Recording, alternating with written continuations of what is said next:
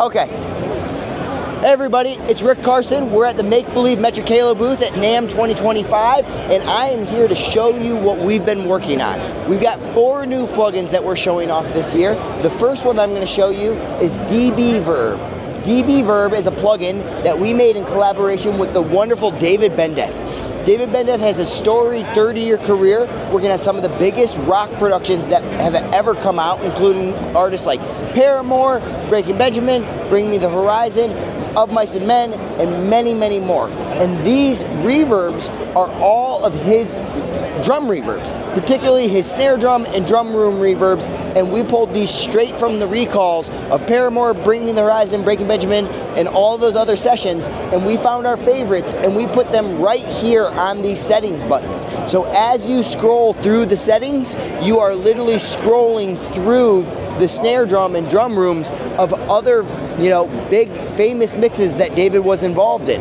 And one thing that David did is the way that he interacts with these during our work is he's working on the console. So he's blending the SPX and the AMS together, and we wanted to recreate his workflow. So not only do you get a quick and easy way to access his sounds, but you also can recreate the workflow that he does every day of blending these things together to come up with your own signature reverb. Not only do you have 81 choices amongst the 4 faders worth of reverb just in settings, but you have an almost infinite possibilities of where those faders could lie to create your own custom reverb for your song. The next one that I want to talk about is a plugin that we've been working on with Chris Geringer at Sterling Sound. This is a loudness processor that is unlike anything that's out there, in my opinion. You have density here on the left, and if I could describe that in any way, it would almost be like the accumulation of 20 compressors in series that have very, very low ratios, and they have a little bit longer attack and release times as you go further up the chain. And they also have just a little bit more makeup gain as you go further up the chain. So as you push into them, you work your way further into the compressors. And it does it in a way that is almost seamless, and it sounds, in my opinion, very tube-like. As electrons would rise up through the cathode of a tube, this is not that at all, theoretically. But the way that it adds body and warmth to a song, when I heard the control, the first thing that popped into mind was density, So that's what we named it. Everything in the top stays real solid. If anything, it steps forward a little bit, but the things on the bottom, they bloom out in a nice musical way that we've all fallen in love with.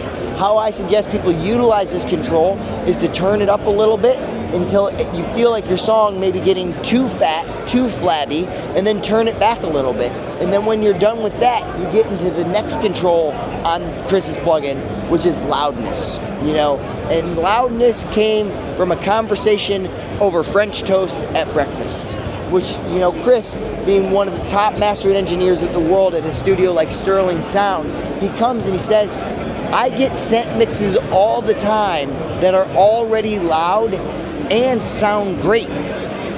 These mix engineers have spent a ton of time crafting the sound, and what's the point of going and using a tool that's then going to be destructive on something that's great, even though it's loud, just because they want it louder. And everything that we had before this, in my opinion, had a lot of pros and cons. Were you sacrificing low end for loudness?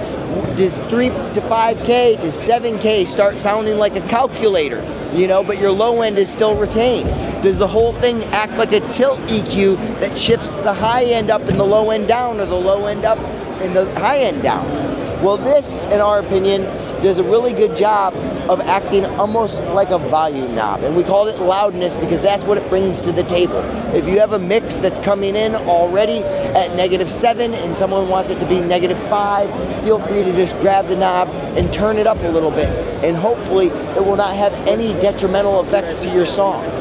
For some songs, this is not the tool, just like everything else, but for the wide majority that we come across, 99.9, we feel like this is a very, very good choice. So all we can do is suggest that you guys try it and let us know what you think, which is why we've set up a booth here at the show where you can plug in your phone and listen to one of your own mixes and turn it up. We are that confident that we don't want people using demo material. We want people using their own song, because what do you know better? And we know that you've already sat with that song and you've tried to make it loud. So to be able to walk up to something that just allows you to do that here on the show floor, I'm pretty pumped about it. So that's been really great. The next thing that I want to show you guys is the Sigma. I'll make it bigger for you, don't even worry. Boom, let's blow that up. So this is the Sigma Sound Studios DI, which we did with our good friend George out of Philly. And he and Joe Tarsia, the original founder of Sigma Sound Studios, they built these DIs a few years ago in commemoration of the original DIs that they were utilizing and building in-house at Sigma Sounds back in the 60s and 70s. And these DIs used a transformer and nothing else. They were pretty much straight wire with gain, which is what we found when we modeled this. It was incredibly clean. There was no high frequency roll off. The transformer was a very, very well-spec'd transformer for the job. And what we added was the drive control, which allows you to drive into that transformer and create some bloom from the electronics that was originally in the box. But what's interesting is that when they were utilizing this on bass guitar, a bass with a high Z output was never driving as hard as the plug-in could. And to be honest, that's probably why they loved it, because it recreated the low-end information and the transients of their bass in a way that no other DI I've ever come across could. But when we talked to a lot of these engineers out of Sigma Sound, what we found when we asked them what was the chain for these incredibly famous bass guitar recordings, we said, well, we plugged in the DI into the console and then we put a compressor on it. So we asked them what compressors they remembered using, and we kind of made an amalgamation of those compressors and put it on this compressor knob right here. So you can go and you can drive your bass, add a little bit of low-end bloom, and then compress it into a good spot, and utilize your ears. There's no meter, nothing to get lost in. Just turn it up till it feels good, and then move on with your mix. We've been very, very happy with this plugin. A lot of people have found that, the old adage rings true. If it's good on vocals, it's good on bass, and if it's good on bass, it's good on vocals. And there's a lot of people who have already, in our beta testing list, started using this on vocals on some pretty big records. The next thing that I want to show you guys is Meld. Meld stands for Multi-Channel EQ Limiter Dynamics, and that was a slogan that was brought to us by John Haynes over at Mixstar Studios in Virginia Beach. John Haynes is a tremendous engineer who has had some very, very big records come through his doors, and he is now working on some of the biggest Atmos records in the world, not only current modern stuff but also legacy stuff. And as he's transitioned from stereo to Atmos, he's found that there was something missing in the Atmos workflow, which was the bus processing that mixing engineers and mastering engineers had spent so much time crafting on these original releases. It was hard to actually implement stuff like that in an Atmos workflow, because there's no true summing inside of Atmos. So this allows you to address it not only at a track level, but at an object level, at an output level. You can put it across everything in your session, and then you can go and you can use the grouping feature to throw anything into any group. So there's 27 groups, and say you wanted everything to be grouped together, you could go and you could select. I'm holding one hand, so hold on one second, I'll show you. You can go and say, this is the whole mix. You could go, select the first track, scroll down to the last track, hold shift, go into A, and now this is I don't know how many tracks, but it's clearly at least a 50 track compressor, or a 50 channel compressor. And what's interesting about it is not only does it allow you to create these infinite channel groups of processing for your Atmos workflow, but those things are incredibly powerful in stereo.